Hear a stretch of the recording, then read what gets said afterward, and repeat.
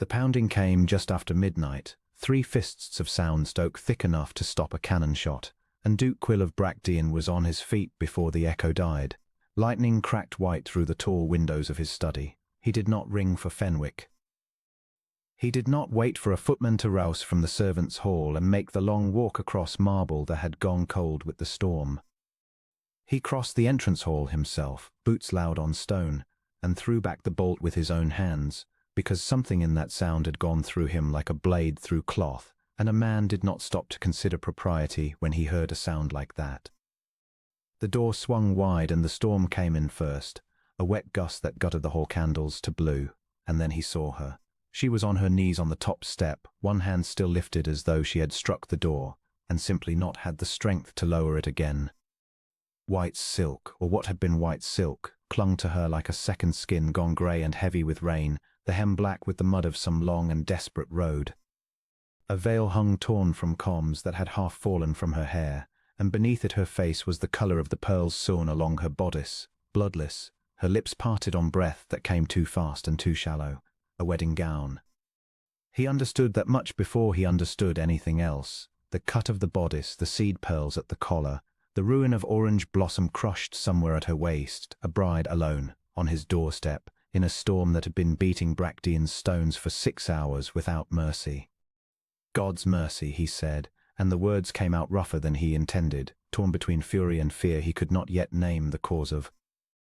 He went down on one knee on the wet stone and caught her before she pitched forward entirely, one arm beneath her shoulders, the other beneath her knees, and she weighed nothing at all, nothing, as though the storm had already taken most of her and left only enough to reach his door and no further. Her eyes opened, grey or perhaps blue. He could not tell in the dark and would spend later days deciding, and they found his face with a kind of desperate, searching confusion, as if she were trying to determine whether he was real or another cruelty her mind had invented to torment her. "Please," she said, and her voice broke on the single word. "Please, I did not know where else. You need say nothing more tonight." He rose with her in his arms, and the wind slammed the door shut behind them of its own violence, as though Bracteon itself had decided the matter was settled. "You are inside now. You are safe." He said it with a certainty he did not entirely feel, because he did not know who she was, or what devil had chased a bride out into a night like this one, or what it would cost him. A man who had spent 11 years making very certain that nothing and no one crossed his threshold uninvited, to have carried her over it himself. By the time Fenwick appeared, night robe hastily thrown over his shirt, candle trembling in one hand. The Duke was already halfway up the great stair with her held against his chest, her wet hair leaving a dark trail down his sleeve, her breath coming now in small broken gasps that frightened him more than the pounding at the door had. "Your Grace." Fenwick's voice climbed with alarm as he took in the scene. His master, always so contained, always so still, moving through his own house like a man in the grip of something he could not master. Who? "Wake Mrs. Hale. Send a rider for Dr. Alcott now, in this weather. Tell him I said now. Have the blue room readied, fire built high, and fine dry linens." The words came out in the clipped, absolute rhythm of a man accustomed to being obeyed instantly, and Fenwick, who had served the Duke of Bracteon for 11 years and had never once heard that particular note of urgency in his master's voice, did not pause to ask further questions. He turned and ran, robe flapping, down toward the servants' stair. The Duke carried her into the blue room himself, laid her upon the coverlet with a care that felt, even to him, strange and unfamiliar in his own hands, and then stood back, uncertain, watching the rise and fall of her chest as if his own breath depended upon it continuing. She was shivering so hard now that her teeth had begun to chatter, a sound thin and terrible in the quiet room, and her hands, when they found the edge of the coverlet, were the blue white of ice. "Mrs. Hale will see to you," he said, though she seemed barely to hear him, her eyes fluttering, fighting some tide that wanted to pull her under. "You will not be harmed here. Whatever brought you to my door, it ends here." He did not know why he made the vow. He was not a man given to vows, least of all to strangers, least of all to a woman he had known for the length of a single flight of stairs. But something in her face, some quality of exhausted, unbroken dignity even as her body failed her, had reached past 11 years of careful walls and struck something in him he had thought long since buried under stone and silence. Mrs. Hale arrived at a near run, grey hair escaping its cap, a bundle of dry linens in her arms, and behind her 2 housemaids wide-eyed with a mixture of fright and furious curiosity. The housekeeper took one look at the young woman on the bed, the ruined silk, the torn veil, the mud-crusted hem, and her lined face went through several rapid transformations before settling into brisk competence. "Out, Your Grace, if you please," she said, already reaching for the fastenings at the woman's shoulder. "This is no business for a man's eyes, begging your pardon, and she'll do better without an audience while we get her warm and dry." He should have gone at once. He knew that. And yet he lingered a moment longer in the doorway, watching the stranger's hand close weakly on Mrs. Hale's sleeve, watching her lips move around words too faint to carry, a name he thought, though he could not make it out, something that sounded like a plea and a curse both at once. Before he made himself turn and walk back out into the corridor, where the candles guttered in draughts that still smelled of the storm, he did not go far. He stood at the window at the end of the hall, looking down at the black sweep of the drive where rain still lashed sideways in sheets, and he thought of the sound of her fists against his door, 3 strikes, as though she had used the very loss of herself to make them. Somewhere out there, on a night like this, a wedding had gone wrong, terribly wrong. A woman did not flee her own wedding in her gown, hair still dressed for the church, and end 4, 5, perhaps 10 miles from wherever the ceremony had been meant to take place, unless the wrong done to her had been of a magnitude that made flight, even into a killing storm, the safer course. He knew something of what could drive a person to run from the very altar meant to bind them to happiness. He knew it better than most men living.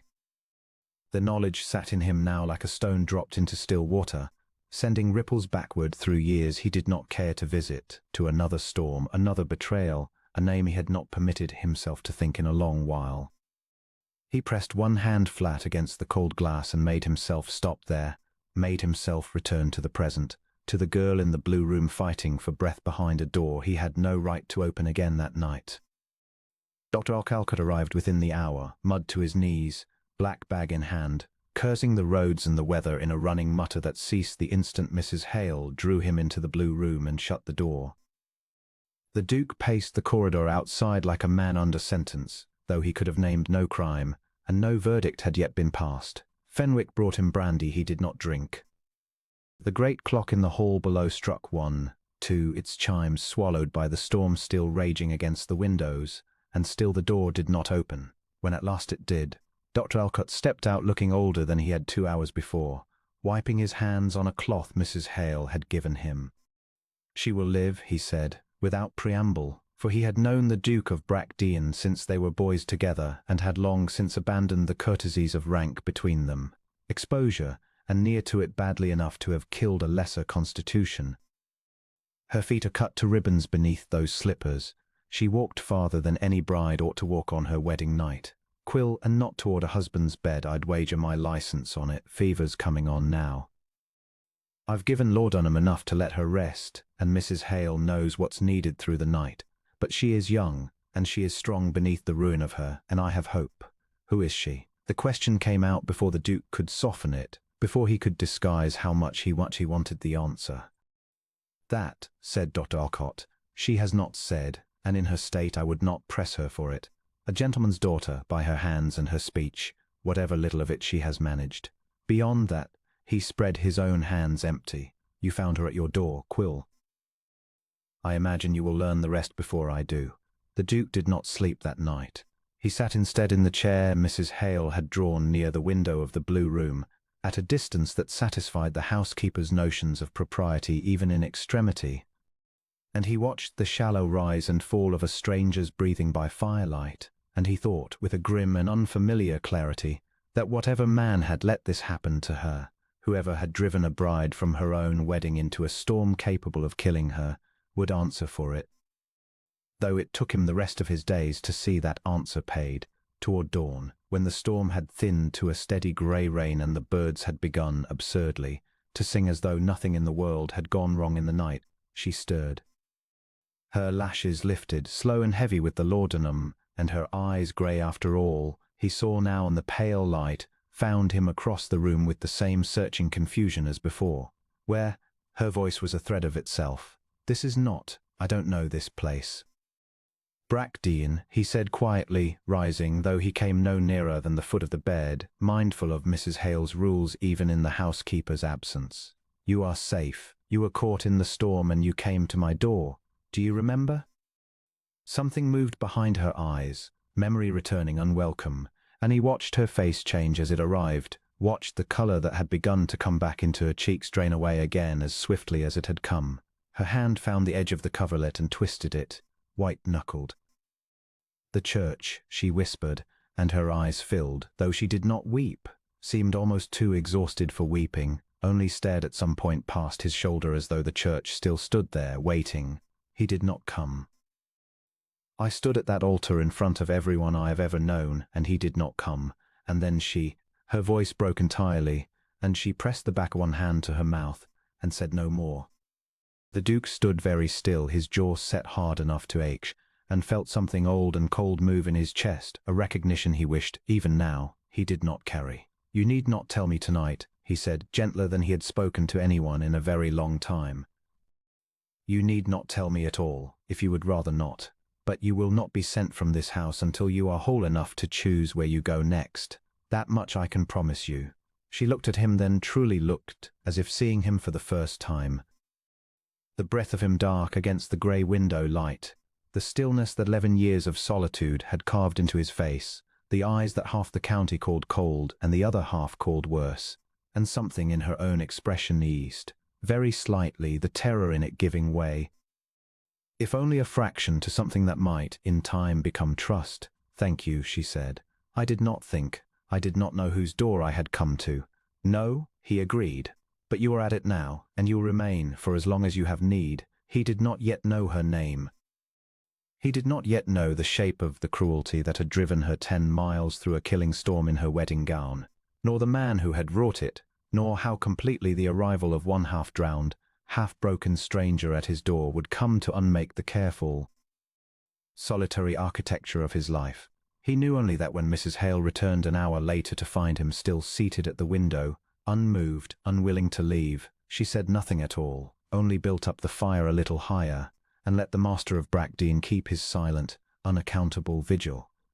Outside, the storm broke at last into a pale, washed morning, and the girl in the blue room slept on, and the Duke of Bractean, who had shut his doors against the world for 11 long years, found that for the first time in all that time, he had no wish at all to close this one. By the 3rd day the fever had broken, and by the 5th she could sit propped against pillows and take a little broth without Mrs. Hale hovering to catch the spoon should her hand fail her. The Duke learned her name on the 6th day, though he had already, without quite admitting it to himself, begun to think of her by the shape of her face rather than any word at all, learned it from her own lips, delivered with a formality that seemed to cost her some effort, as though she were bracing to see what his expression would do with it. Emmeline Everleigh, she said. Of Ashcombe in Wiltshire. My father is Sir Josiah Everleigh. A pause, her grey eyes searching his face across the small distance of the sick-room, where he had taken to sitting each afternoon at a decent remove, a book open and largely unread upon his knee. You will have heard the name, perhaps, or heard of what happened. It will be all over 3 counties by now, I should think. Bad news travels faster than good, and mine was very bad indeed. I have heard nothing, he said, which was true, Bractean being some distance from Ashcombe and its master having long since stopped attending to the traffic of gossip that moved through drawing-rooms he no longer entered. I would rather hear it from you, Miss Everleigh, than from anyone else, if you are willing to tell it, and not one word of it before you are ready. She was quiet a moment, her fingers plucking at the coverlet, and he thought she might refuse him after all, might retreat again behind the wall of exhausted silence she had kept since waking. But then she drew a breath, and the words came slow at first and then faster, as though once begun they could not be stopped.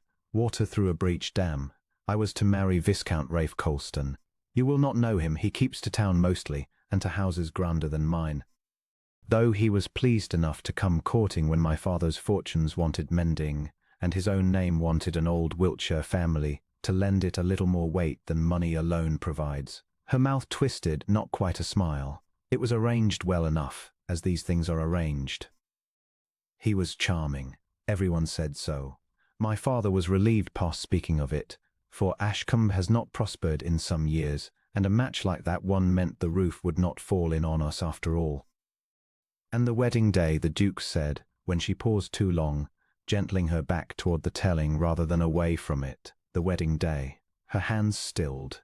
I stood at that altar in my mother's veil, mended twice over because we could not afford new lace, and I waited. Everyone waited. The vicar looked at his watch, and then looked at it again, and the whispering began somewhere in the back pews and moved forward like a tide, and still Rafe did not come. She looked down at her own hands as though they belonged to someone else, and then the doors opened, and it was not him. It was Lady Vesper Ashworth, a widow, very rich, very beautiful, everything I am not and never will be, and she walked up that aisle in front of the whole parish, in front of my father, in front of every soul I have known my whole life, and she told me, quite calmly, quite kindly, as though she were doing me a great service by it, that Rafe had married her that very morning by special license, in a chapel 40 miles distant, because her fortune had proved rather larger than anyone had let it be known, and mine, by contrast, had proved rather smaller than promised. The Duke's hands closed slowly on the arm of his chair, though he kept his voice level, kept his face still, because he understood already that anything he allowed to show would frighten her back into silence, and he wanted, more than he wanted almost anything in that moment, to hear the rest. She told me this, Emmeline went on, and now her voice had gone flat, the flatness of a wound gone past, the first raw pain into something colder, in front of everyone, and then she said she hoped I would not think too unkindly of them both, and that a girl of my sort would find someone else soon enough, someone more suited to my station. And then she left, and the church was so quiet I could hear my own heart, and then it was not quiet at all. It was everyone talking at once, and my father would not look at me, and I could not. She stopped. Her chin lifted, a small, fierce motion that told him more of her true character than anything she had yet said. I could not stand in that church one moment longer. I do not fully remember leaving it. I remember running, and the rain starting, and the road, and I do not remember choosing to come here at all. I think my feet simply carried me toward the one house in the county no one would think to look for me, because no one visits the Duke of Bracteon, and no one is received here, and I thought, if I thought anything at all, that I might at least be let alone to die of shame in peace. You will not die of shame in my house, the Duke said, and his voice came out low and hard, though not, he hoped, unkindly, nor of anything else, if I have any say in the matter. She looked up at him then, startled, as though she had expected reproach or pity, or the polite discomfort of a stranger burdened with a confidence he had not asked for, and had found instead something else entirely in his face, a stillness that was not indifference but its opposite, a controlled and burning attention that she did not yet have the language to name. You are very kind to a woman who arrived on your step uninvited and ruined, she said. You are not ruined, he said, sharper than he meant, and then, seeing her flinch, gentled it. Forgive me. I do not say it to distress you. I say it because as it is true. A man's cruelty is his own shame to carry, Miss Everleigh, not the shame of the woman he inflicts it upon. Lord Colston has ruined nothing but his own honour, which by the sound of it was never worth a great deal to begin with. Something in her face loosened at that, the first real easing he had seen in her since she had opened her eyes in the blue room 6 days before, and for a moment neither of them spoke, the fire ticking softly in the great rain that had returned that afternoon whispering against the glass. You have not told me your own name, she said at last, and he realized, with something like surprise at his own oversight, that in the chaos of that first storm-racked night, in 6 days of sick-room vigils since, he had never once given it to her. He said, Duke of Bracteon. Though the county has other names for me, most of them less flattering, and I will not trouble you by repeating them. I have heard the name Bracteon, she admitted, though never attached to any particular story I could recall. Only that the house was closed to visitors, and its master kept to himself. That is the whole of the story, more or less, he said. There is little more to tell. It was not entirely true, and something in his own voice must have betrayed as much. For she studied him a moment with the same searching look she had turned on him that first dawn, as though trying to read beneath a surface that 11 years of practice had made very difficult to read at all. But she did not press him, and he was grateful for it, and let the silence settle between them instead, comfortable in a way he had not expected silence with a stranger to be. It was in the days that followed that the shape of his household began, quietly and without any single decision he could point to rearrange itself around her presence. Mrs. Hale, who had begun the week scandalized at the very notion of an unmarried young woman under her master's roof with no chaperone in evidence, found herself within a fortnight fiercely, maternally protective of the girl, scolding footmen who let doors bang loudly enough to startle her, seeing to it that a tray of her favorite seed cakes appeared each afternoon without being asked. The housemaids, who had at first only whispered behind their hands about the ruined wedding gown found soaking in the laundry, began instead to speak of Miss Everleigh's gentle manner, her quick word of thanks for every small kindness, the way she had asked after the youngest scullery girl's ailing mother and remembered the answer a week later, and the Duke himself. The Duke found that the ordered, silent rhythm of his days, a rhythm he had built with great care over 11 years precisely because it asked nothing of him and offered nothing in return, had begun, without his consent, to bend itself around the hour each afternoon when he might sit with her a while, around the sound of her laugh, rare and startled out of her as if she herself did not quite believe she still possessed one, around the particular color her eyes turned when firelight caught them just so. He told himself it was simple decency. A man did not turn a suffering creature from his door, and then abandon her to loneliness once she was safely inside it. He told himself this on the 7th day, and the 10th, and the 14th, with diminishing conviction each time, until on the 16th day, walking the length of the gallery long after the house had gone to sleep, he admitted to the dark and silent portraits of his ancestors what he had not yet admitted to himself in daylight, that he had begun, against every fortification he had spent a decade building, to want her to stay. It was on the 18th day, when Emmeline was strong enough at last to walk the length of the East Gallery on her own 2 feet, leaning only lightly on his arm, that the letter came. Fenwick brought it in on a silver salver, with the particular careful blankness of a servant who has already read enough of the direction to know it will not be welcome. The Duke recognized the hand before he had even broken the seal, not addressed to himself, but to Miss Emmeline Everleigh, care of the Duke of Bracteon, in a cramped, agitated script that spoke of a man writing in some haste and greater distress. "It is from my father," Emmeline said, when he brought it to her in the small parlour, where she had taken to sitting each evening near the fire. Her hands trembled slightly as she broke the seal, and the Duke watched her read it, watched the colour leave her face by degrees as her eyes moved down the page, and felt the old cold thing move in his chest again, the recognition of trouble arriving on the heels of peace, exactly as it always did. "He says I must come home," she said when she had finished, her voice gone thin and strange. "He says the whole county knows where I have gone, that it is spoken of everywhere, that I have compounded one scandal with another far worse by remaining unchaperoned beneath a bachelor duke's roof for near 3 weeks, and that if I do not return to Ashcombe at once and quietly, and permit him to arrange some manner of salvage to my reputation, there will be nothing left of the Everleigh name at all."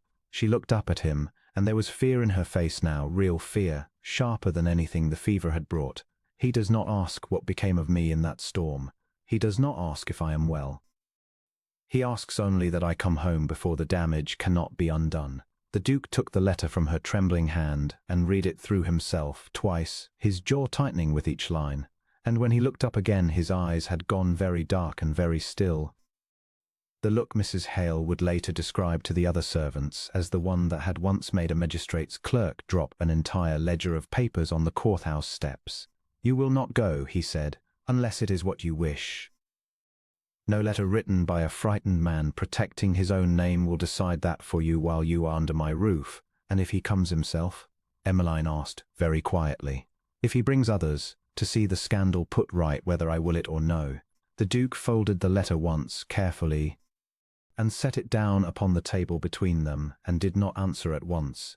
because the answer forming in him was not yet one he was prepared to say aloud, not to her, not yet, though it had been building in him unacknowledged. Since the night he had carried her up his own staircase in a storm and made her a promise he had not fully understood he was making. Then he will find, the Duke said at last, that Bracteon does not open its doors to demands, only to need. And you, Miss Everleigh, have need of nothing here but time and safety, and whatever peace this house can give you. The rest, whatever it becomes, we will face when it comes and not before. Outside, the wind had begun to rise again, rattling faintly at the old glass.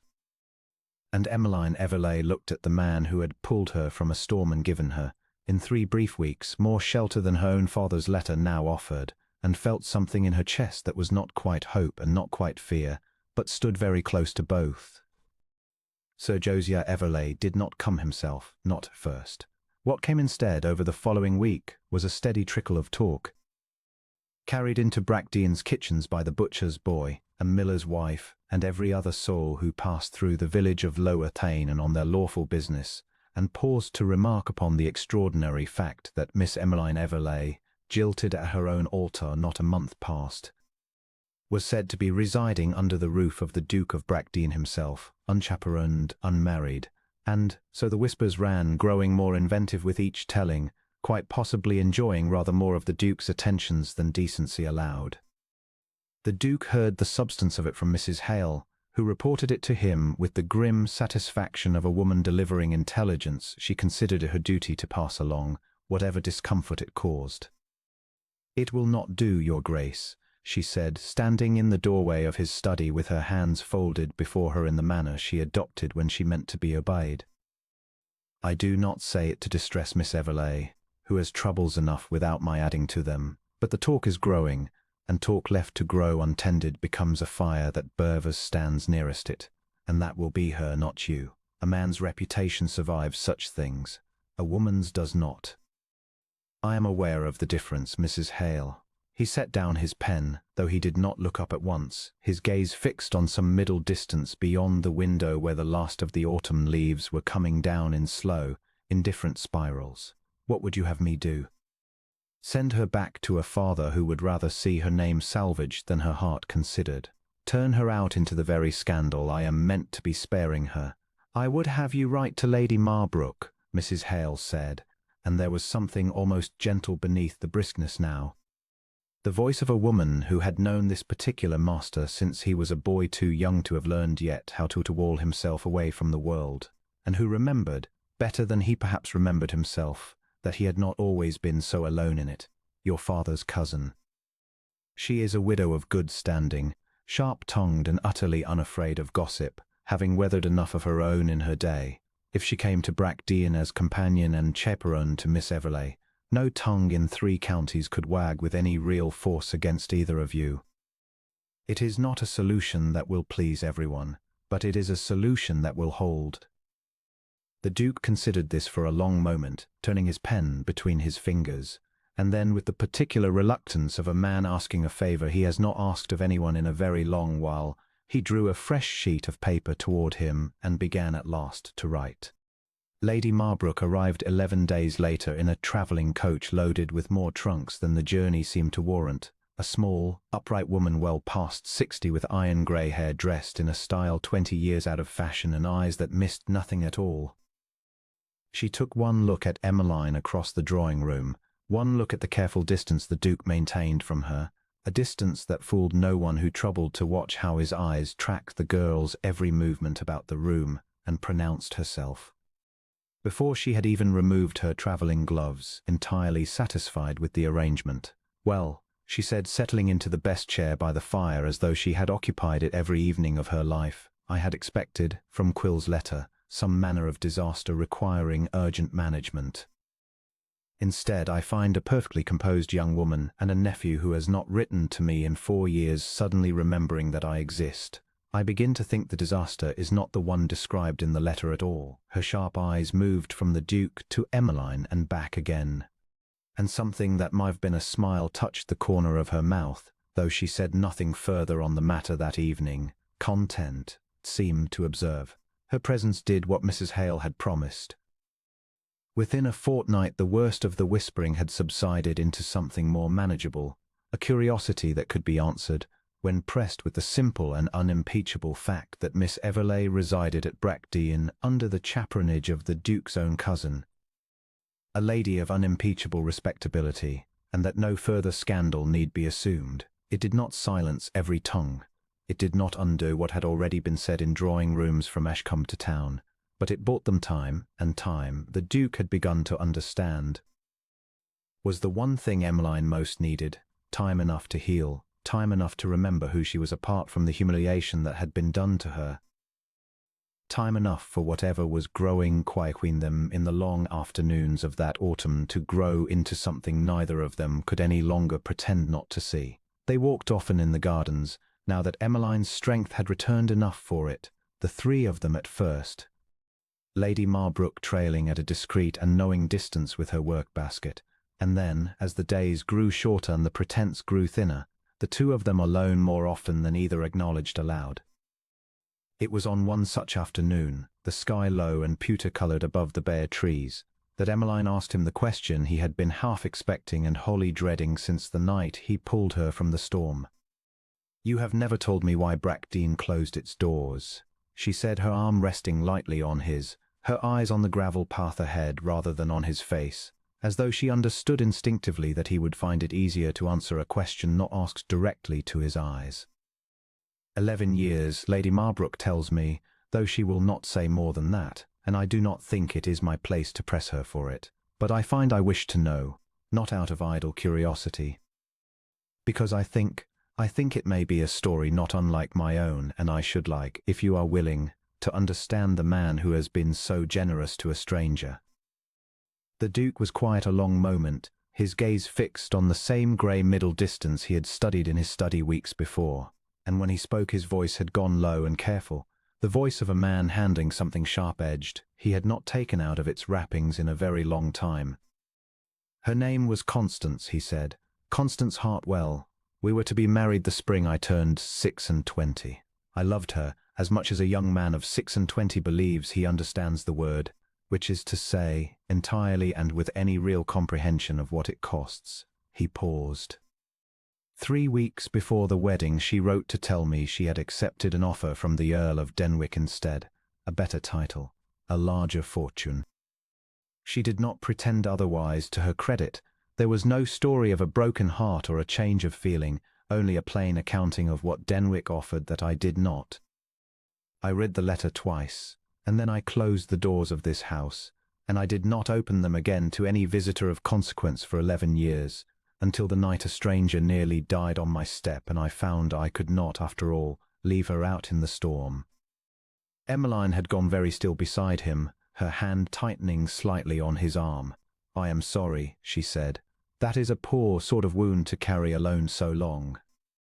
"I did not carry it well," he admitted, and there was something almost wry in it now, the first lightness he had allowed the subject in longer than he could remember.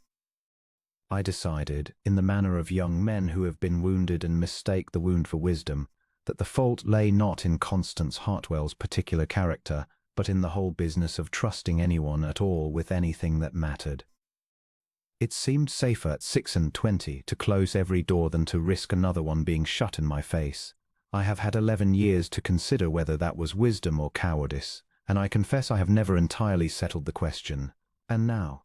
Emmeline asked, very quietly, and there was something in her voice, not quite a question about Constance Hartwell at all, he understood, but a question about the present moment. About the two of them walking a garden path in the gathering dusk with her hand upon his arm and something unspoken humming in the air between them that had been building, unacknowledged, for weeks. He stopped walking. She stopped with him and turned and looked up at him, and the last grey light caught her face in a way that struck him, not for the first time but with new and startling force, as something he wanted to go on looking at for the rest of his days. "Now," he said, "I find that a door I closed 11 years ago has been standing open for some weeks, and I have not yet decided whether to be alarmed by that or grateful for it." Her breath caught faintly, and for a long moment neither of them moved, the space between them charged with something neither had yet given a name, his hand rising almost of its own accord to rest, lightly against the curve of her cheek, cold from the autumn air. She did not draw back.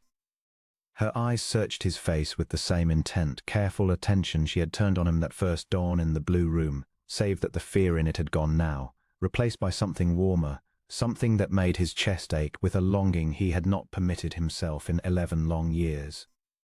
Quill, she said, his name soft and unpracticed on her tongue, the first time she had used it rather than his title, and it undid something in him more thoroughly than any storm had managed.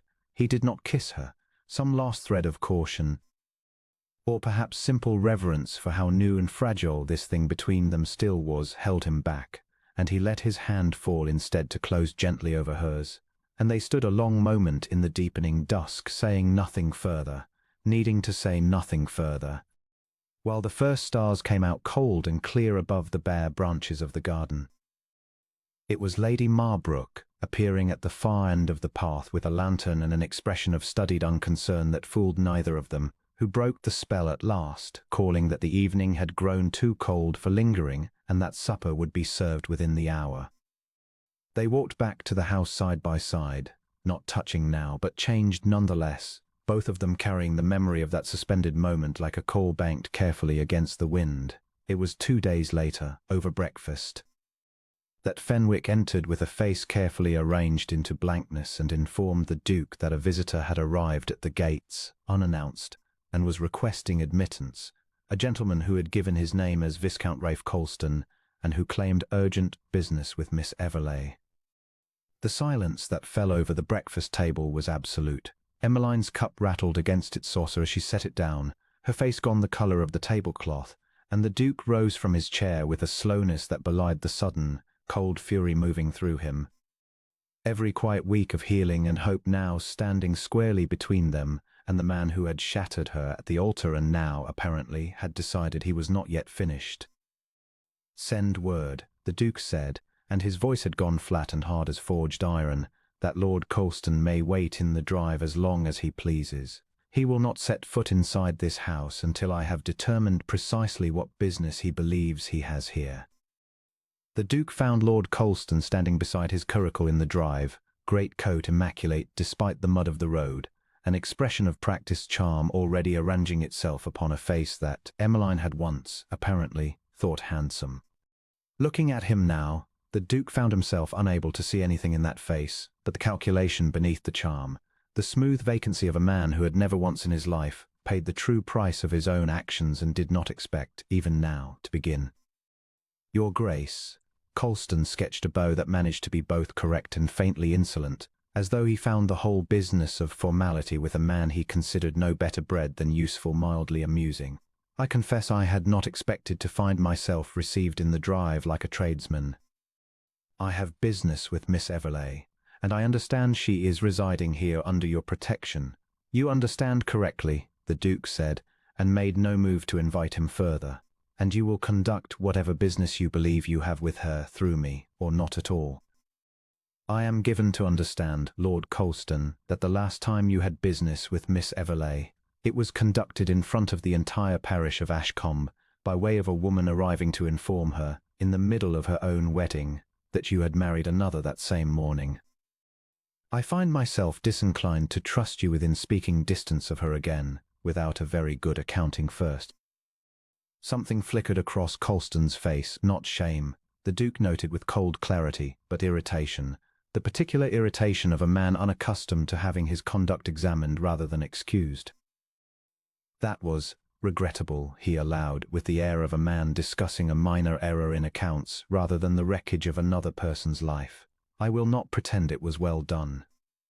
But circumstances arose that made the earlier arrangement with Miss Everleigh impossible to honour, and a gentleman is entitled to consider his own interests when—" "A gentleman," the Duke said, "does not leave a woman standing at an altar to learn of his treachery from the mouth of his new bride, in front of witnesses, rather than have the common decency to tell her himself, beforehand in private, and spare her the public ruin of it. Whatever word describes what you did, Lord Colston, it is not the word gentleman, and I would thank you not to use it in my hearing again in connection with your own conduct."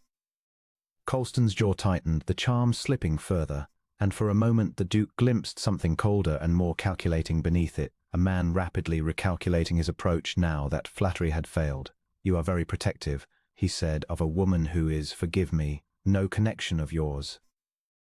I begin to wonder what Miss Everleigh has told you of our history, and whether she has been entirely even-handed in the telling of it." "I have told him everything," said a voice from the doorway, and both men turned to find Emmeline standing there, Lady Marlbrook a firm and silent presence just behind her shoulder, her chin lifted in the same small, fierce angle the Duke had first seen in the sick-room weeks before. She had come down without waiting to be summoned, without waiting for permission, and something in the Duke's chest swelled with a fierce and unexpected pride at the sight of her standing there, pale but unbowed, meeting the man who had humiliated her without flinching. "You need not wonder, Rafe, whether I have been even-handed. I have told the truth, which is more than can be said for anything you have offered anyone in this matter, myself included." "Emmeline," Colston's voice softened into something that might have passed in a lesser light for tenderness, and the Duke watched with grim fascination as the man attempted, in real time, to shift his tactics entirely. "I did not come to quarrel with you. I came because I find I have thought of you a great deal since that day, and I find myself troubled by how badly it was handled, and I wished to see that you were well, and to see whether some manner of amends might yet be made between us." "Amends," Emmeline repeated, and something in her voice was almost, though not quite, a laugh, sharp-edged and disbelieving. "What manner of amends did you have in mind, Rafe? Shall you unmarry Lady Vesper? Shall you stand again at that altar and this time actually arrive?" A muscle jumped in Colston's cheek, and for the first time the Duke saw the mask slip entirely, saw the true shape of the man beneath the charm, anxious, cornered, a great deal less composed than his fine coat suggested. "Lady Vesper's fortune," he said lower now, glancing almost involuntarily toward the Duke as though weighing whether it was wise to speak further in his hearing, "has proved somewhat less liquid than I was given to understand at the time. There are certain encumbrances. Certain debts of her late husband's that were not disclosed to me before the marriage. I find myself in circumstances rather more pressing than I had anticipated, and it occurred to me that your father, whatever the state of Ashcombe's finances, retains connections in trade that could prove useful to a man in my position, and that a renewed friendship between our families, quietly managed, need not require undoing anything so drastic as a marriage, only—" He stopped, perhaps sensing, even through his own desperation, how the words sounded once spoken aloud in front of the man whose house he stood before. The silence that followed was total, broken only by the stamp of a horse's hoof against the gravel and the distant call of a rook somewhere above the bare trees. "You came here," the Duke said slowly, each word delivered with the precision of a blade being set carefully into place. "Not out of any concern for Miss Everleigh's welfare, nor even out of shame for what you did to her, but because your new wife's fortune has proved a disappointment, and you have decided that the family you jilted might still be made useful to you. Is that a fair accounting, Lord Colston?" Colston said nothing, which was, the Duke reflected, answer enough. "I have heard a great many low things in my life," the Duke went on, his voice dropping now into something quieter and considerably more dangerous than the anger that had come before it, "but I confess I had not expected, even of you, quite so complete a demonstration of everything Miss Everleigh has told me about your character. You will leave this house now, and you will not return to it, nor write to it, nor trouble Miss Everleigh in any fashion whatsoever. And if I hear that you have approached Sir Josiah with some scheme to extract further advantage from a family you have already grievously wronged, I promise you that whatever discomfort your marriage to Lady Vesper has brought you will seem a small and gent thing beside what I will see done to your name in every drawing-room from here to London. You cannot threaten me," Colston said, though the bravado in it had gone thin and unconvincing. "I have done nothing that the law would trouble itself over."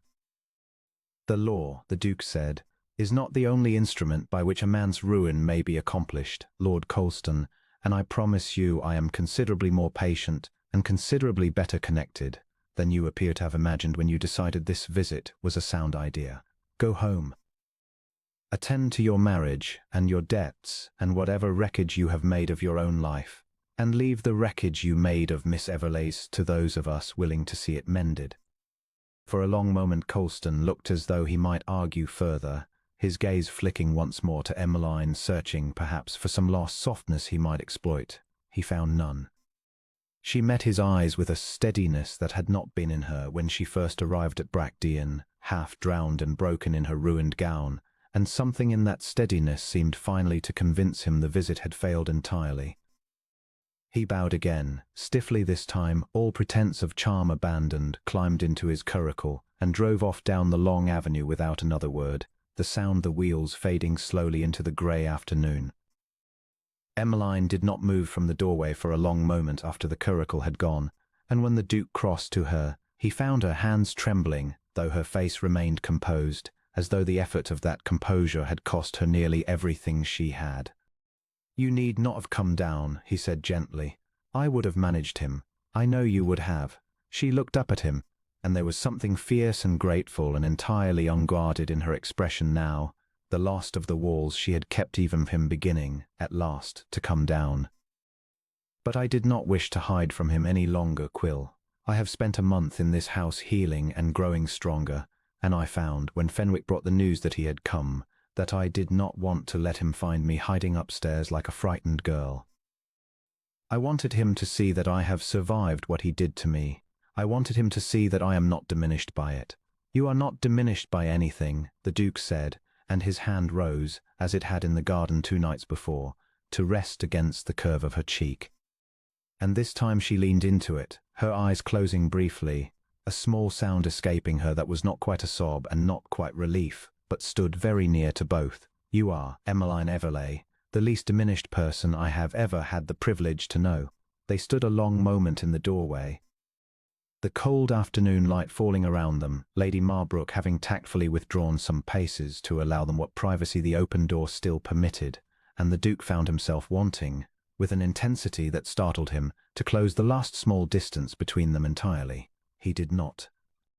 Instead, he simply let his hand remain against her cheek, let her lean into the shelter of it as she had leaned into the shelter of his house a month before, and told himself that whatever this thing between them had become, it deserved better than to be rushed into being in a cold doorway with a chaperone standing discreetly nearby. It was 3 days later, with the memory of Colston's visit still fresh and unsettled between them, that the second blow arrived, not a visitor this time, but a folded newspaper, brought in by Fenwick with the same careful blankness he had worn delivering Sir Josiah's letter weeks before, open already to a page of society intelligence that named Miss E. lately of Ashcombe, and the notorious recluse Duke of B., and let its readers draw whatever conclusions their imaginations, unrestrained by any actual knowledge of the truth, chose to supply. The Duke read it through once, his face going very still, understood with a sinking certainty that whatever quiet peace they had built at Bracteon over the past month was about to be tested by something far larger and far less easily managed than one desperate viscount standing in a drive. Lady Marbrook read the offending item twice, set the newspaper down upon the breakfast table with the particular precision of a woman controlling considerable anger, and said, in a voice that brooked no argument, "This will not be permitted to stand." "And how do you propose we prevent what is already printed and circulating from London to Bristol by now?" the Duke asked, though the question was rhetorical, born more of frustration than any real doubt of his aunt's resourcefulness. "We do not prevent what has already happened, Quill. We answer it. There is a considerable difference." She folded her hands upon the table and regarded him with the same sharp assessment she had turned on the household that first evening of her arrival. "You have spent 11 years permitting the world to say whatever it liked of you, because you did not care enough about the world's opinion to correct it. That was, whatever it's to your own happiness, your prerogative. It is no longer only your reputation at stake. It is hers." A nod toward Emmeline, who sat very still and very pale at the far end of the table, her hands folded so tightly in her lap that her knuckles had gone white. A woman's name, once tarnished by print, does not scrub clean again on its own. It must be scrubbed, deliberately, by people willing to be seen doing the scrubbing. Emmeline looked up, and there was something raw and frightened in her expression that the Duke had not seen since her first days at Brackdean, the fever-bright fear of a woman who had already lost one reputation to a stranger's cruelty, and now watched a second slipping away for no fault of her own. "I never asked to bring this upon this house," she said quietly. "Perhaps I should go. Perhaps if I return to Ashcombe, whatever remains of my father's standing, the talk will fade for want of anything left to feed it, and you will not." She stopped, her voice catching. "You will not be made to answer for my misfortune any further than you already have." "No," the Duke said, and the word came out with such immediate and absolute force that both women looked at him in some surprise. He rose from his chair, came around the table, and crouched beside hers so that his eyes were level with her own, an intimacy of posture he would not have permitted himself a month before and did not now think to question. "You will not go, Emmeline, not for the sake of sparing me a scandal I do not care one particle about, and not for the sake of a father who has yet, in all these weeks, to write and ask whether you are well rather than whether his name is safe. Whatever this newspaper prints, whatever the drawing-rooms of London choose to whisper, it changes nothing of what is true between us, and I will not have you believe, even for a moment, that your presence here has been anything but the greatest gift this house has received in 11 long years." Emmeline's eyes filled, and she pressed her lips together hard, fighting some tide of feeling too large for the breakfast table to contain, and Lady Marbrook, watching the two of them with an expression that had softened considerably from the brisk irritation of moments before, cleared her throat and rose. "Well," she said, "since we are agreed that retreat is not the answer, I propose we consider what is. Quill, you have spent a decade making yourself into a mystery this county delights in inventing stories about.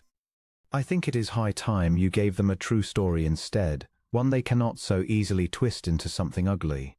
It was Lady Marbrook, in the end, who first raised the notion of the ball, proper entertainment held at Brackdean itself, the first the house had seen in over a decade, to which the whole of the county's notable families would be invited, Sir Josiah Everleigh among them, and she suggested with a glint in her eye that the Duke did not entirely trust Viscount and Lady Colston as well. That whatever truth the evening revealed might be revealed in front of precisely the audience most invested in believing the worst.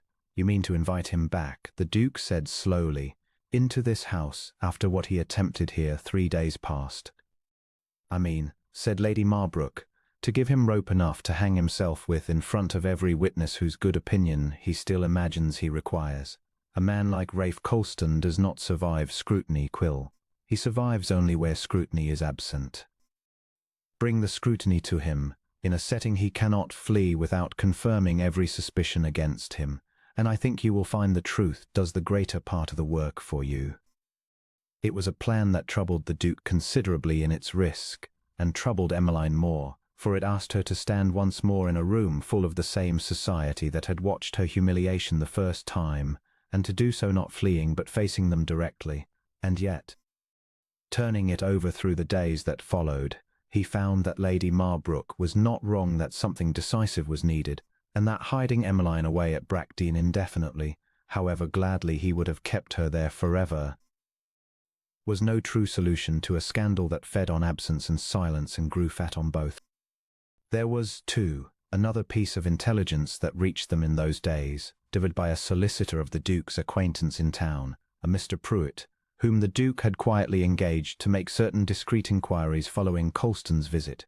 What Pruitt uncovered, and reported in a letter that the Duke read through twice with a grim and growing satisfaction, was this: that Lady Vesper Ashworth's late husband had died considerably more encumbered by debt than society had been permitted to know. His estate tied up in litigation that would likely consume the greater part of what remained of her fortune for years to come. That Colston himself had borrowed heavily against the expectation of a marriage settlement that had, in the event, never materialized in anything like the sum he had been promised, and that the two of them, now bound to each other by a hasty special license and a mutual, dawning horror at what each had married the other believing they possessed, were, by Pruitt's account, already the subject of considerable private gossip among their own set for the coldness that had settled between them within weeks of the ceremony. They deceived each other, Emmeline said, when the Duke shared the substance of the letter with her one evening in the small parlour. Her voice caught somewhere between disbelief and a bitter, unlooked-for satisfaction. Rafe married her for a fortune that was never real, and she married him believing, I suppose, that his title and connections were worth more than they have proved to be. They are each exactly what the other deserved, and neither of them knew it until it was too late to undo. There is a certain justice in it, the Duke agreed, though I would not have you take too much comfort from another's misery, even his. You are worth 10 of either of them, Emmeline, and I would rather you measured your own worth against that truth than against the wreckage of theirs. She smiled at that, a real smile, warm and unguarded, and reached across the small space between their chairs to take his hand, her fingers cool and slender against his own, and he closed his hand around hers with a care that felt, even now, weeks into whatever this had become between them, like something new and fragile and entirely worth protecting. You have given me so much, she said quietly. A roof, safety, my name back, or the beginnings of it. I do not know how a woman repays a debt of that size, Quill. You owe me nothing, he said. You mistake the nature of what has passed between us, Emmeline, if you believe it has been a debt on your side alone. I have spent 11 years in a house grown so quiet I had forgotten what it was to hear laughter in it, to have someone ask after my day, and mean the question, to feel the particular gladness of knowing another soul is glad to see me walk into a room. You did not arrive at my door owing me a debt. You arrived carrying a gift I did not know I still had the capacity to receive. Her breath caught, and for a long moment neither of them spoke, the fire settling in the grate, the last of the evening light fading gold, and then grey beyond the window, and the Duke, looking at her face in that dimming light, understood with sudden and complete clarity that whatever the ball revealed, whatever the county's opinion settled into once the truth of Colston's and Lady Vesper's deceptions became known, he had already made his choice. Had made it somewhere in the small accumulated moments of the past 6 weeks without ever quite naming the day it happened, and that choice was her, not out of pity, not out of the obligation of a rescuer toward the rescued, but out of a love that had crept up on him so quietly and so completely that he could no longer clearly recall the shape of his life before it. He did not speak the words that night. It did not feel, yet, like the night for them, not with a ball still to be survived, a county's opinion still to be won, a scandal sheet's poison still to be drawn from the wound it had made. But he held her hand a long while by the dying fire, and when at last she rose to retire, he pressed his lips, briefly and with great tenderness, to the back of her fingers and saw in her eyes, before she turned toward the stairs, that she had understood the words he had not yet said as clearly as if he had spoken every one of them aloud. The invitations went out 3 days later. Thick cream cards bearing the Bridgerton crest that had not been seen on any card beyond the estate's walls in over a decade, and the county, scandalized and fascinated in equal measure, began at once to speculate over what, precisely, the reclusive Duke of Bridgerton intended by breaking so complete and long-held a silence, and whether the rumoured presence of Miss Emmeline Everleigh beneath his roof had anything at all to do with it. The Duke, reading over the guest list one final time by candlelight, found Viscount and Lady Colston's names near the bottom, freshly added at Lady Marlborough's insistence, and felt a cold and settled resolve take hold of him that had nothing left in it of uncertainty. Whatever came of the evening, he intended that by its end, the truth of what had been done to Emmeline Everleigh, and the truth of the man who had done it, would stand exposed in front of every witness who mattered, and that the world which had once cast her out in shame would watch her walk back into it, this time entirely unbowed. Bridgerton's great hall had not held a candlelit gathering in 11 years, and as the Duke stood at the top of the stairs on the appointed evening, watching the first carriages roll up the long avenue through the early dark, he found himself struck by how strange it was to see his own house transformed, every sconce blazing, the long gallery thrown open and hung with late chrysanthemums Mrs. Hale had insisted upon despite the lateness of the season, the musicians already tuning in the corner of the ballroom below. He had not permitted such a gathering since the spring he turned 26, and standing now at the top of those stairs in a coat he had not worn in a decade, he felt something that was not quite dread and not quite anticipation, but stood very near to both. Emmeline came down the stairs to join him a few minutes before the first guests were to be received, and the sight of her stopped his breath entirely. Lady Marlborough had overseen the choosing of the gown, a deep, dark blue that made her grey eyes seem almost silver in the candlelight. Her hair dressed simply, without the elaborate ornament fashion might have demanded, so that nothing distracted from the quiet, unassuming dignity of her own face, a face that had, in the 2 months since he had carried her up this same staircase half drowned and broken, become the dearest sight in all his world. You look, he found for a moment that his usual composure had entirely deserted him, as though this house has been waiting its whole existence for you to walk down that staircase in it. You are not permitted to say things like that to me before I've even greeted a single guest, Emmeline said, though her cheeks coloured with pleasure, and she took his offered arm with a steadiness that betrayed only the faintest tremor beneath it. I confess I am afraid, Quill. Not of the ball itself, of seeing them all again, everyone who watched me stand at that altar and wait for a man who never came. I do not know that I am ready to be looked at by that room.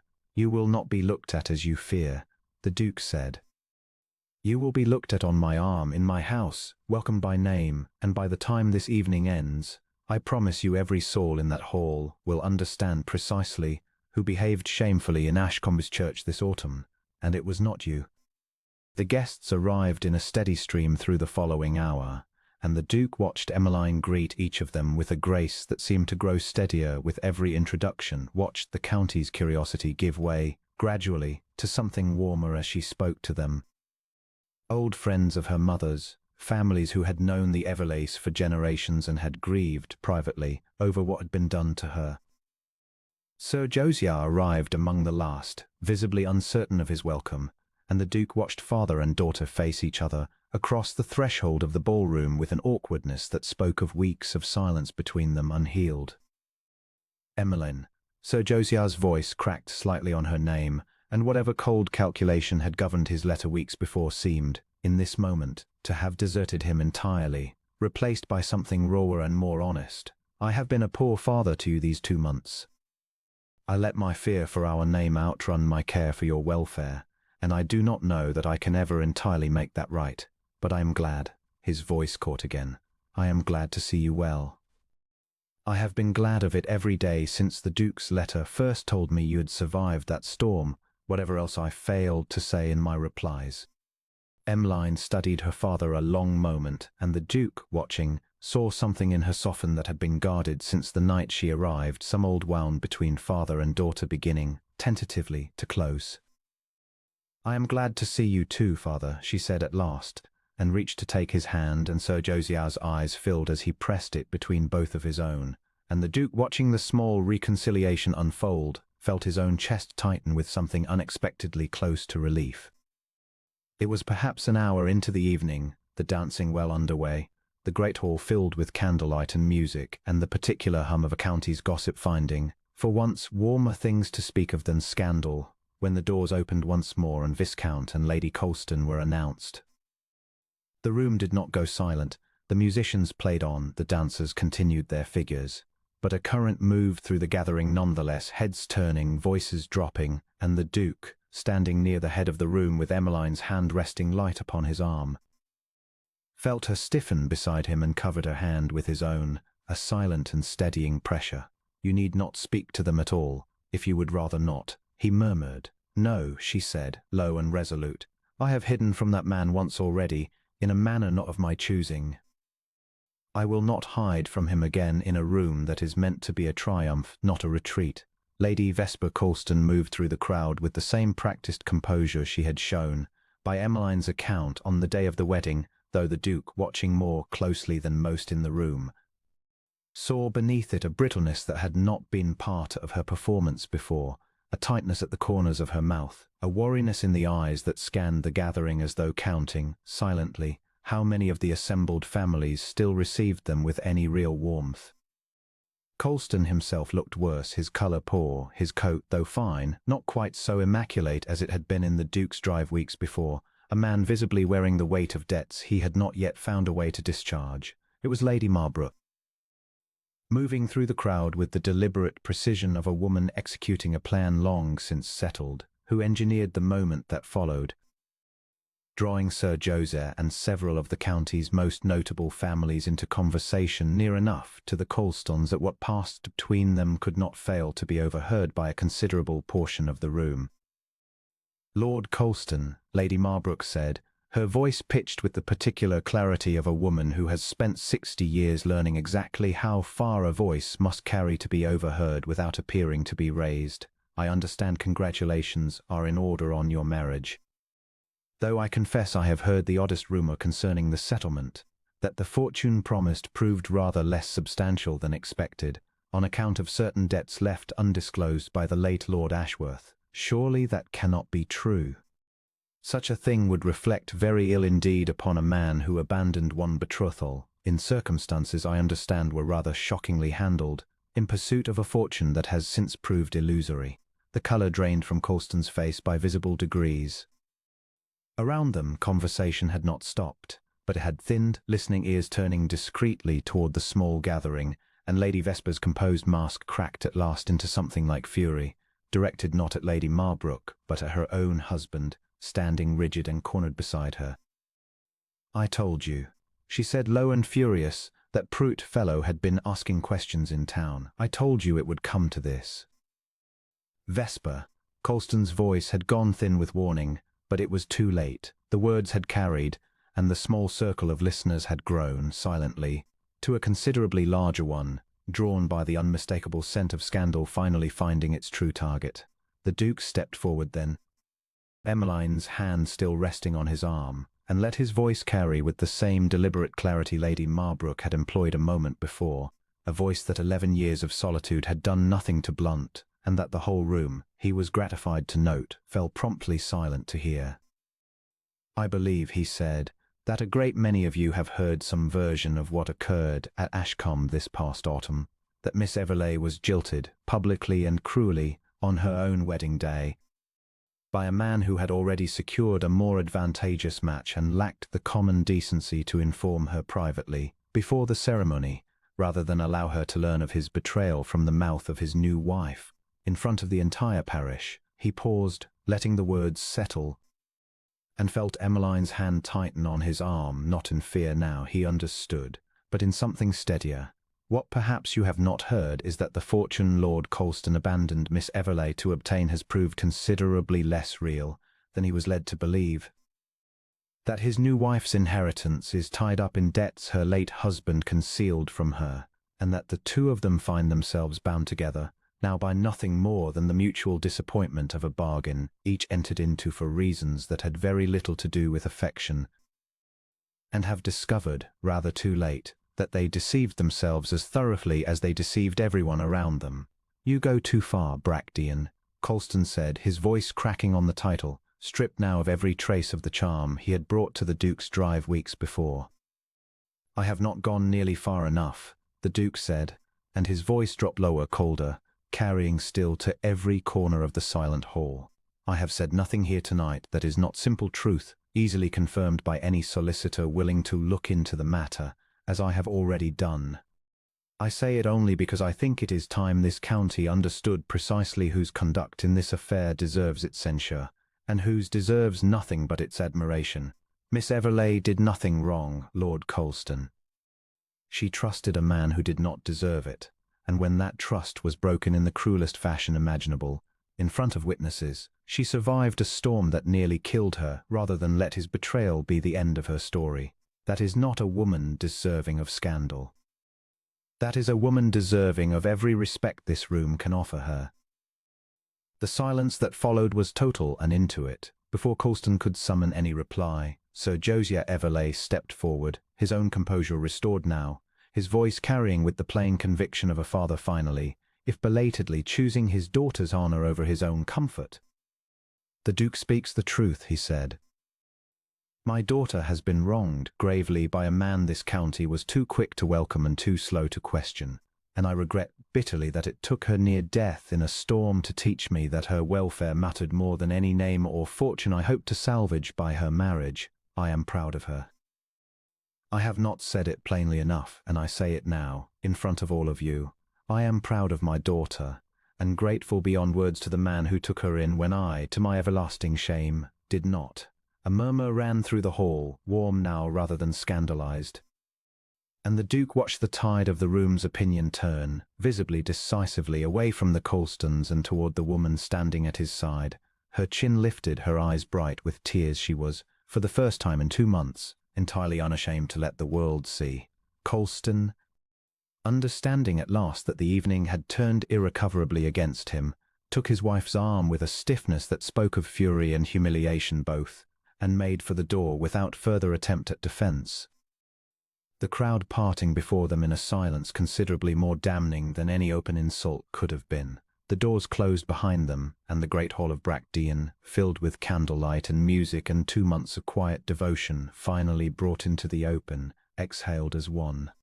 The Duke turned to Emmeline, and found her weeping openly now, though her smile was the widest he had yet seen upon her face, and without any further for the watching room, he raised her hand to his lips and then, before the eyes of the whole assembled county, sank slowly to one knee upon the polished floor of his own ballroom. "Emmeline Everleigh," he said, his voice unsteady now for the first time all evening, "you came to my door in a storm with nothing left of the life you had planned, and you have given this house, and this man, more than I believed either us had any right left to receive. I do not ask you to marry me because you have need of shelter any longer. You have proven 100 times over these 2 months that you need nothing from anyone that your own courage cannot provide. I ask you because I love you entirely and without reservation, and because I cannot any longer imagine a single day of the rest of my life that does not begin and end with the sight of your face. Will you do me the very great honor of becoming my wife?" The hall held its breath. Emmeline looked down at him, tears bright on her cheeks, and her answer, when it came, was clear enough to carry to every corner of the silent room. "Yes," Emmeline said, and then, laughing through her tears as though the single word had not been nearly large enough to hold everything she felt, "Yes, Quill, 1,000 times yes," and the great hall of Bridgerton, silent a moment before, broke into a sound the old house had not heard in longer than most of its guests could recall, applause and laughter. And somewhere near the musicians' gallery a spontaneous burst of the very waltz that had been playing when the doors first opened on Colston's arrival, as though the evening itself had decided to begin again from a happier point. The Duke rose and gathered her to him, careless now of every eye in the room, and pressed his lips to hers at last, gently, in front of the whole assembled county that had once watched her stand alone and abandoned at an altar, and now watched her claimed, wholly and publicly, by a man the same county had spent 11 years calling unreachable. It was not a long kiss, nor an improper one, but it was enough, entirely enough, to answer every whispered question that had followed Emmeline Everleigh from Ashcombe to Bridgerton and back again, and when at last he drew back, his forehead resting against hers, he heard her laugh once more, soft and disbelieving and entirely, finally happy. "I did not think," she murmured, for his ears alone, "when I pounded on your door in that storm, that I was knocking on the door of the rest of my life. Nor did I," he said, "think when I opened it, that I would spend the rest of mine grateful beyond measure that I did." The remainder of the evening passed in a warmth the Bridgerton ballroom had not held in over a decade, well-wishers pressing forward to offer their congratulations. Sir Josiah embracing his daughter with tears he made no effort to hide, Lady Marbrook accepting the general credit for the evening's success with the serene satisfaction of a woman who had, in fact, engineered rather more of it than anyone but the Duke fully understood. Mrs. Hale, watching from near the doorway with the housemaids gathered close about her, wept openly into her apron, and declared to anyone who would listen that she had known, from the very first night, that the girl who arrived half-drowned upon the Duke's step had been sent to Bridgerton by Providence itself. And no one in the room, having witnessed the evening's events, found much cause to argue the point. Of the Colstons, little more needs be said, save that the county's opinion, once turned, did not turn back. Word travelled fast in the weeks that followed of the true state of their finances, of a marriage grown cold and quarrelsome within its first season, of invitations that ceased to arrive and doors that closed, one by one, to a couple whose combined fortune had proved to be built on nothing sturdier than mutual deception. They removed eventually, to a smaller house in a distant county, where they were said to live in a state of mutual recrimination that satisfied even Lady Marbrooke's considerable appetite for justice. And the Duke, for his part, found he thought of them rarely, and always with more pity than anger. A man too full of his own happiness to spare much room for old grievances. The wedding itself, when it came, was nothing at all like the disaster that had driven Emmeline into the storm 2 seasons before. It was held not in the great echoing church at Ashcombe, but in the small stone chapel at Brackdean itself, disused for a generation before Emmeline's arrival and restored at her quiet request. With new glass in its narrow windows and fresh flowers cut that morning from the same gardens where the Duke had first told her of Constance Hartwell and the 11 years of solitude that had followed. There was no grand company of strangers, no press of curious onlookers waiting to see what scandal the day might produce. There was only Sir Josiah, proud and steady at his daughter's side, Lady Marbrooke, resplendent in violet silk.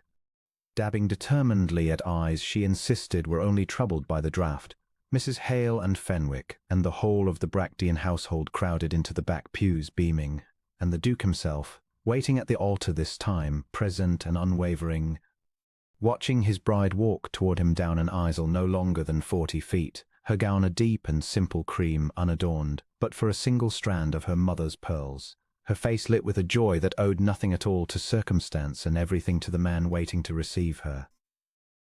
I believe, the vicar said, when the moment came for the exchange of vows, that this parish has waited 11 years to hear the Duke of Brackdean speak these words, and I confess I had begun to despair of ever having the privilege.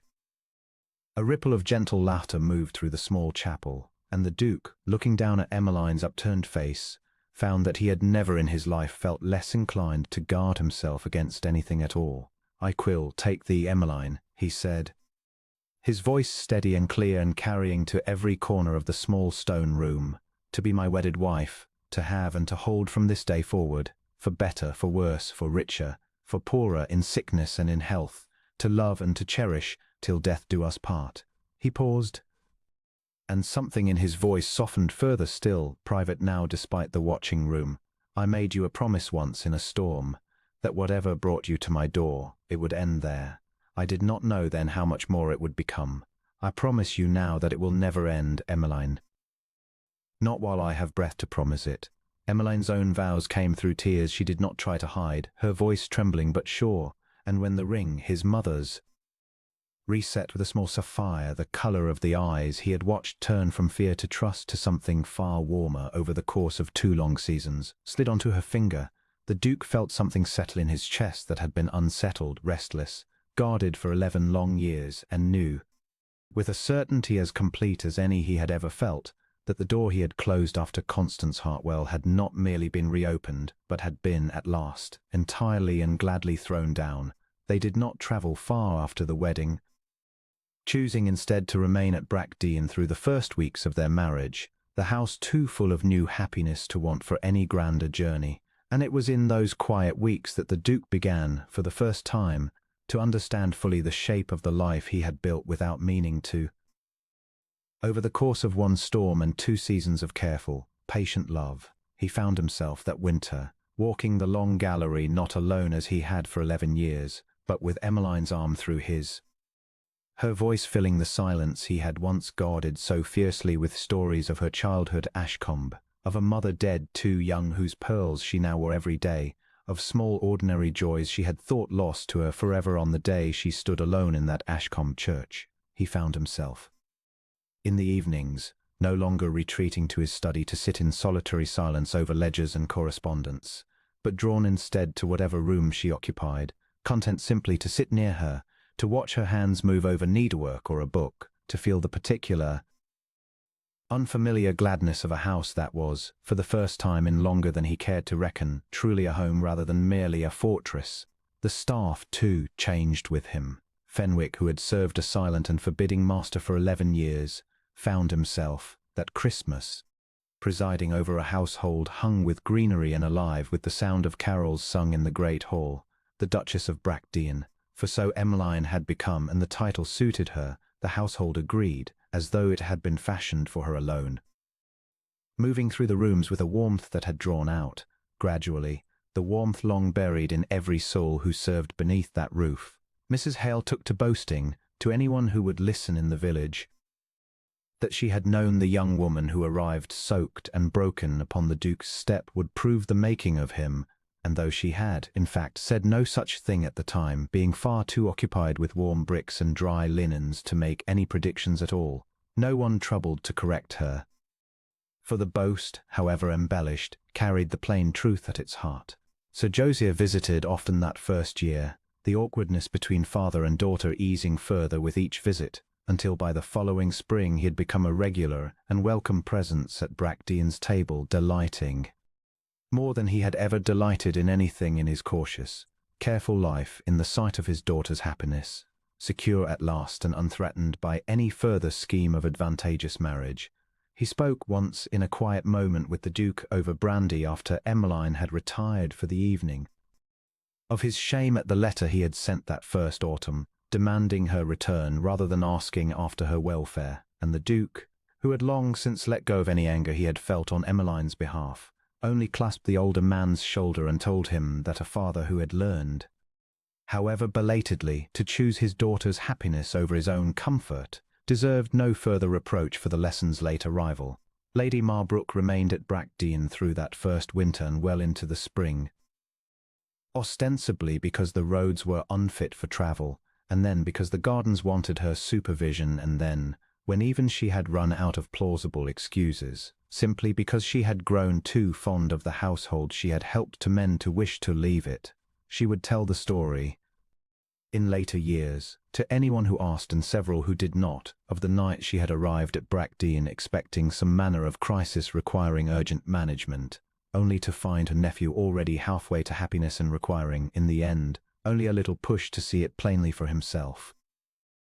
It was on an evening some months into their marriage, the two of them walking once more the length of the garden path, where he had first told her of Constance Hartwell, that Emmeline turned to him with a question he had half expected and fully welcomed.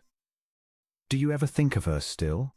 she asked, gently, without any jealousy in it, only the plain curiosity of a woman secure enough in her own happiness to ask. "Of Constance, I mean. I think of her sometimes," the Duke admitted, "though not, any longer, with grief. I think of her. When I think of her at all, with a kind of distant gratitude, for I have come to believe that if she had not written that letter 11 years ago, I would never have closed my doors, and if I had never closed my doors, I do not know that the man who opened them again to a stranger in a storm would have been capable of loving her as completely as I have come to love you. There is a strange mercy in it, when I look at it plainly. Her leaving broke something in me that needed, perhaps, to be broken, so that it could be mended properly later, by someone who deserved the whole of what remained."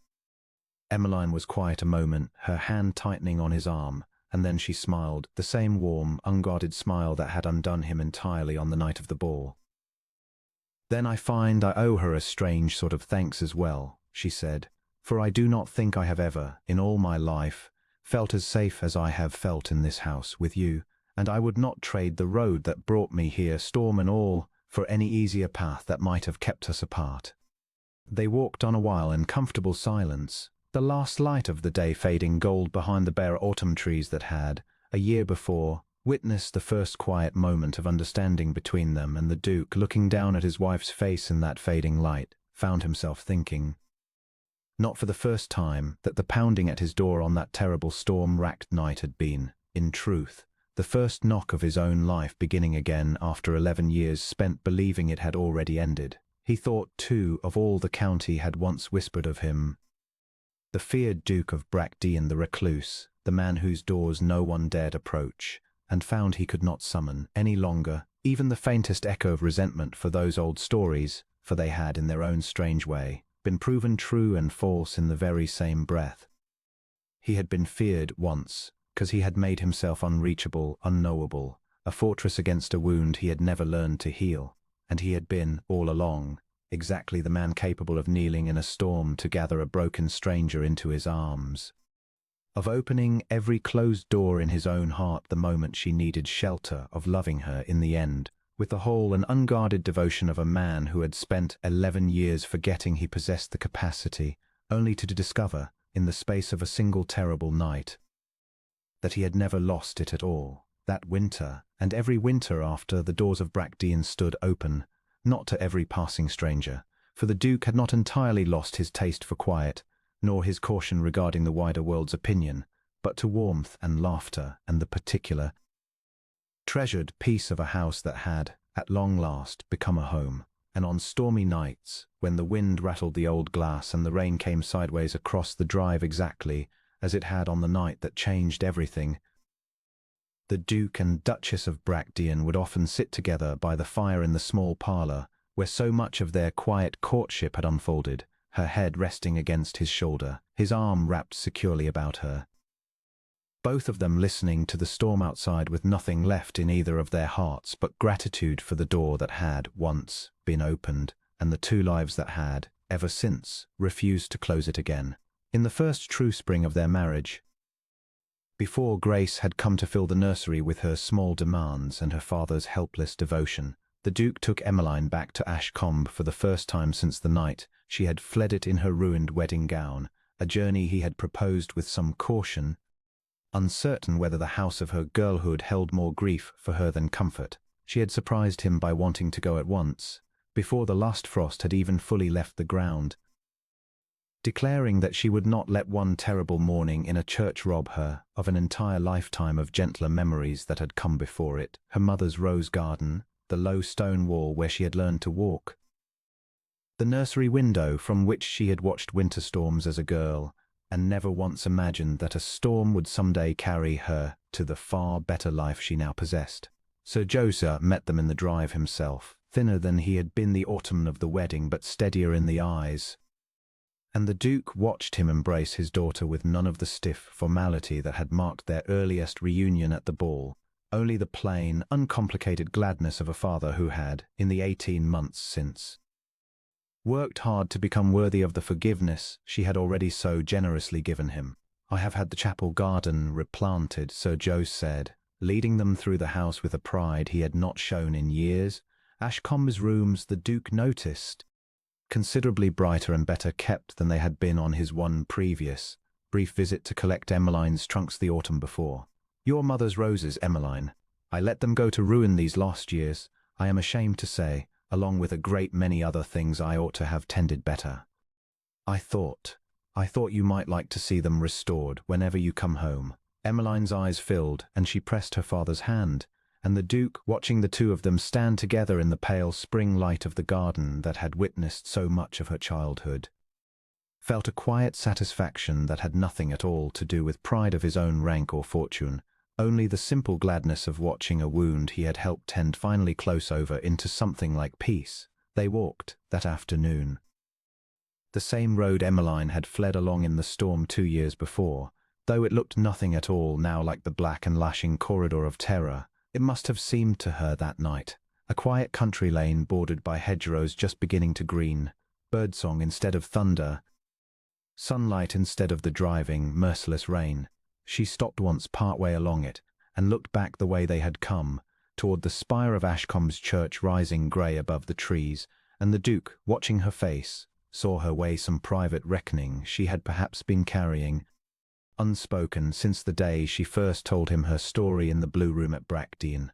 "I have never gone back inside it," she admitted. "The church, I have not set foot in it since that morning.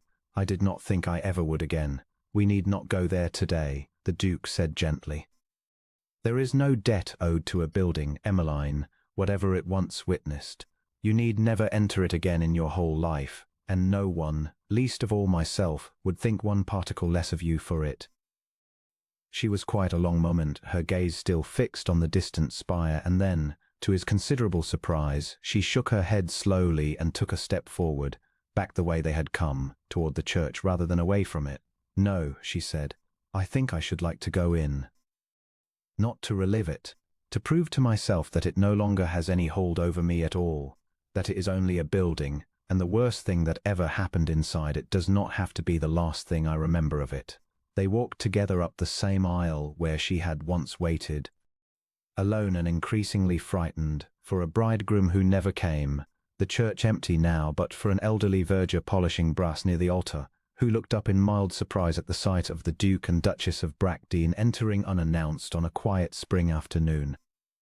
Emmeline walked the length of the nave slowly, her hand resting light in the Duke's own, and stopped where the altar rail caught the coloured light falling through the narrow windows, and stood a long moment simply breathing, testing the old wound the way one tests a bone long to see whether any true pain remains beneath the surface.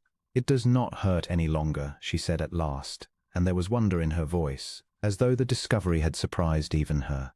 "I thought it would. I have dreaded this church for 2 years, Quill, and I find, standing here now, that it holds nothing over me at all. It is only a place. The man who wronged me here does not live in these stones. He lives in his own poor choices, wherever he has gone to make them, and I find I've left him so far behind me that even standing in this exact spot cannot summon him back. That," the Duke said quietly, "is the truest kind of victory there is. Not his ruin, though I confess I have not entirely regretted that either, but this, the freedom to stand where you once suffered, and feel nothing but your own peace looking back at you." They left the church together, hand in hand, and walked back out into the bright spring afternoon, and Emmeline did not look back again, not from any lingering fear, the Duke understood, but simply because she had no further need to. Whatever the church at Ashcombe had once taken from her, it had, in that quiet hour, given something back, not an undoing of the past which no power on earth could accomplish, but a settling of it, a final closing of a door that had stood ajar in her heart for 2 long years, admitting a draught of old grief every time the wind blew a certain way. That evening, dining with Sir Josiah in the newly brightened rooms of Ashcombe, the Duke found himself telling, at Sir Josiah's gentle prompting, the fuller account of that first storm-racked night, the pounding at the door, the sight of her collapsed upon the step in her ruined gown, the long vigil by the fire while Dr. Alcott worked to save her, a story Sir Josiah had heard only in fragments before, too consumed at the time by his own fear for the family name to properly attend to what had actually befallen his daughter.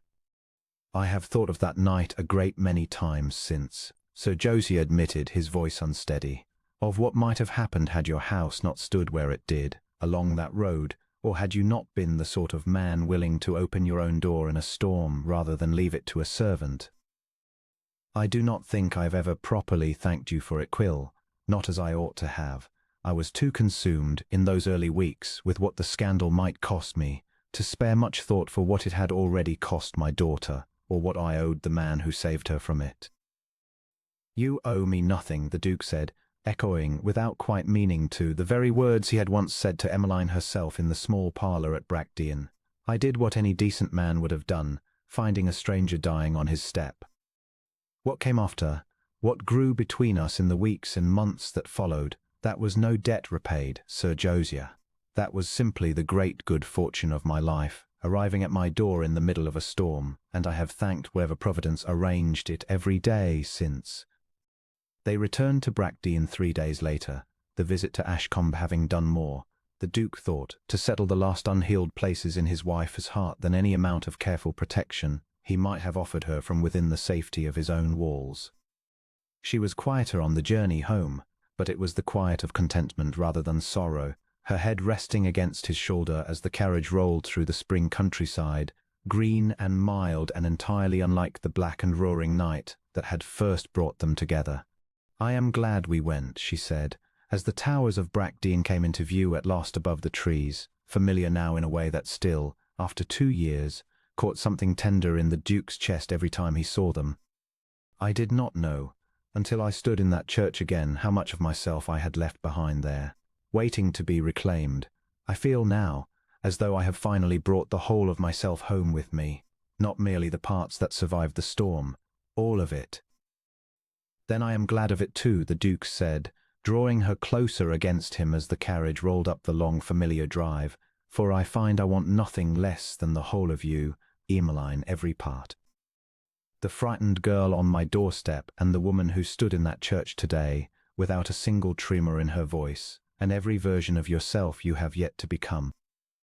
I married all of it, whether I fully understood that on the day I asked, and I have never once since wished for anything less." The carriage drew to a stop before the great door of Brackdean. The same door that had swung open into a storm 2 years before to change the whole shape of both their lives, and the Duke, handing his wife down onto the familiar step, felt, as he always did crossing that threshold now, a gratitude too large and too quiet for words. Content simply to walk beside her into the warm, lit hall of the home they had built together, one door and one storm, and one act of unhesitating grace at a time. A year to the night since the storm had first driven her to his door. The weather turned again. Thunder rolling low over the hills beyond Bridgerton and rain beginning, by late afternoon, to lash the tall windows of the house with a violence that seemed to the Duke almost deliberate in its timing, as though the sky itself remembered the anniversary and meant to mark it. He found Emmeline standing at the window of the small parlour, one hand resting against the cold glass, watching the drive where the gravel had already begun to darken and pool beneath the first heavy sheets of rain. And something in the set of her shoulders told him she was thinking of the same night he was. "You need not watch it," he said gently, coming to stand beside her. "It cannot reach you here. It never will again." "I am not afraid of it," she said, and turned to him with a small, private smile that had none of the old fear in it, only a kind of tender wonder. "I find I have come to love a storm, which I would never have believed possible a year ago. Every time the thunder comes now, I think not of that church, not of standing alone at that altar, but of this house and the door that opened, and the arms that caught me before I fell. I think it is a strange gift to have the worst night of one's life become, in time, the night one remembers most fondly of all." He drew her against him, her back to his chest, his chin resting lightly atop her head, and they stood a long while watching the storm build over the darkening hills. The fire crackling warm behind them, the whole house wrapped close and safe against the weather in a way that felt, now, entirely different from the anxious vigil he had kept that first terrible night. "Do you know," he said after a time, "I still remember the sound of your fists against that door. 3 strikes, and then nothing, as though you had spent every last measure of strength you possessed simply reaching it. I have thought, more than once since, of what might have happened had I not been in the study that night, had I been asleep upstairs, had Fenwick reached the door a few minutes before me instead. But you were there," Emmeline said simply. "You were always going to be there, Quill. I have come to believe that as surely as I believe anything. Whatever brought me to your door that night, chance, or providence, or simply the blind instinct of a frightened girl seeking the one house in the county no one would think to search, it was always going to end with you opening it." They were interrupted, some minutes later, by Fenwick, who entered the particular, carefully suppressed excitement of a servant bearing news he considered himself privileged to deliver, a letter in hand bearing the seal of Mr. Pruitt, the solicitor whose earlier inquiries had done so much to unravel Colston's fortunes at the ball the autumn before. The Duke broke the seal and read it through by the firelight, and found himself, despite every effort to feel nothing at all for a man who had caused Emmeline such grief, unable to entirely suppress a certain grim satisfaction at its contents. Lord Colston, it seemed, had been obliged at last to sell the greater part of his remaining property to satisfy his creditors, his marriage to Lady Vesper having dissolved into an arrangement of cold and separate households, rather than any true partnership, each blaming the other, by every account Pruitt had gathered, for a deception neither had fully forgiven. They were spoken of now, where they were spoken of at all, with more pity than malice, 2 people who had each married for advantage, and found only ruin waiting on the other side of the bargain. "I find I cannot summon much anger for him any longer," the Duke said, folding the letter and setting it aside. "Only a kind of tired relief that his conduct has, in the end, been answered by something other than my own hand having to answer it." "I feel the same," Emmeline admitted. "I thought, when I first came here, that I should want to see him suffer for what he did to me, and there was a time, I confess, in those first weeks, when the thought of his ruin would have brought me a fierce and ungentle satisfaction. But I find now that I have so much of my own happiness to attend to that his misery scarcely occupies my thoughts at all. I am sorry for Lady Vesper, in truth, more than I ever expected to be. She wounded me badly, and yet I think she has wounded herself a great deal more thoroughly, and there is no triumph in watching that unfold. only a kind of sorrow for what greed can do to a person who might, in different circumstances, have been capable of better. The Duke looked at his wife with an admiration that had not dimmed one particle since the night he first pulled her from the storm, and found himself, not for the first time, humbled by the size of a grace she seemed to carry so naturally. A capacity for forgiveness he was not certain he would have found in himself had their positions been reversed. Spring came early that second year, and with it news that filled Bracteon with a joy even the great ball the autumn before had not quite matched. Emmeline was with child. A fact she confirmed to the Duke on a bright morning in the small parlour with a shyness that dissolved, the moment she saw his face, into helpless laughter at the sheer transparency of his delight. He was, Mrs. Hale would later tell the other servants with unconcealed fondness, quite entirely unable to conduct himself with his usual composure for a full week following the news, catching himself half a dozen times a day, simply watching his wife across whatever room they occupied, as though he could not quite believe the fullness of the life that had grown up around him in so short a span of time. "You will spoil me thoroughly before the child even arrives," Emmeline told him one evening, catching him in the act of rearranging cushions behind her for the third time in an hour, though her tone carried no real complaint in it at all. "I intend to," the Duke said. "I have 11 years of solitude to make up for, and I find myself in no great hurry to economize on happiness now that I have finally located a source of it that does not run dry." The child, a daughter, was born the following winter, in the small hours of a night considerably calmer than the storm that had first brought her parents together, and the Duke, holding his infant daughter for the first time before a fire in the same blue room, Emmeline had first opened her eyes to find him watching over her, felt the last unhealed corner of the wound Constance Hartwell had left in him close over entirely, replaced by something so full and so certain that he could no longer summon even the faintest memory of the loneliness that had once seemed the permanent condition of his life. They named her Grace at Emmeline's quiet insistence, for the mercy that had carried her mother through that storm and delivered her safely to a door that might, on any night, in any other house, have remained forever closed. Sir Josiah wept openly at the christening, declaring to anyone who would listen that he had never in his life felt so entirely undeserving of so much happiness handed to him by a daughter he had so nearly failed. Lady Marbrook, who had at last returned to her own house that autumn, but appeared at Bracteon with a regularity that made her absence scarcely felt, pronounced the infant the very image of her mother, and declared herself entirely satisfied that her own small interventions, 2 years before, had proved as decisive as she had always privately suspected they would. It was on a quiet evening some weeks after the christening, the household settled and the new fire of parenthood beginning to find its own gentler rhythm, that the Duke found himself once more in the long gallery where he had spent so many solitary years before her arrival, walking now not alone but with his daughter sleeping against his shoulder and Emmeline at his side, the portraits of his ancestors looking down, as they always had, upon whatever master occupied the hall beneath them. "They watched you close every door in this house for 11 years, Emmeline said softly, following his gaze up toward the old, silent faces. "I wonder what they make of you now." "I imagine," the Duke said, "that they are simply relieved the line did not end with a man too frightened of another loss to risk loving anything at all. I very nearly gave them cause for that particular disappointment. I am glad, every single day, that a storm and a locked door and a young woman braver than she had any right to be, given everything she had just survived, conspired to save me from it." He looked down at his wife, and then at the small, sleeping weight of his daughter against his shoulder, and felt as he had felt every day since that terrible, transformative night 2 years before, a gratitude too large and too complete for any words he had yet found to properly contain it. Outside, the night was calm and clear, no storm rattling the old glass, no wind driving rain sideways across the drive, only the quiet, settled peace of a house that had learned, finally and completely, what it meant to be a home rather than merely a fortress against the world. And yet, when the storms did come, as they always did, season after season, year after year, the Duke found he no longer dreaded them at all.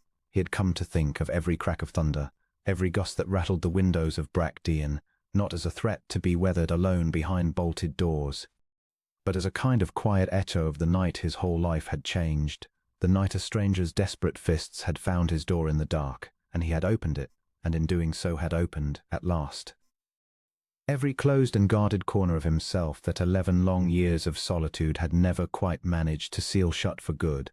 Years later, when their daughter was old enough to ask, as children eventually do, how her parents had come to marry, it was the Duke who told the story most often. Seated by the same fire in the same small parlour, Emmeline's hand resting in his own exactly as it had rested on so many quiet evenings before, he told it plainly, without embellishment, for the truth of it needed none, a storm, a pounding at the door. A bride in a ruined gown who had lost everything she believed her life would be and found, instead, something far better waiting for her on the other side of a door she had never expected to find open. He told of the man who had betrayed her and the humbling that betrayal had, in time, brought upon itself. He told of the aunt who had come to set a scandal right, and the father who had learned, however belatedly, to choose his daughter's happiness over his own comfort, and the county that had once whispered cruel things and had, in the end, come to celebrate what it had once condemned. But mostly, when he told the story, the Duke of Bractine spoke of the moment he had gone down on one knee in his own drive, half drowned and desperate, and gathered a stranger into his arms and made her a promise he had not fully understood he was making, that whatever had driven her to his door, it would end there, and something far better would begin. It was, he told his daughter, the truest promise he had ever made, and the only one he had never for a single day regretted keeping. Emmeline, listening beside him as she always did, would smile at that part of the telling every time, no matter how many times she had heard it before, and reach for his hand, and the Duke, feeling her fingers close, warm and certain around his own, would think, as he thought every single time the story was told, that he had been the most fortunate man in all of England on the night a storm delivered his whole life to his door, and had never once, in all the years since, ceased being grateful for it.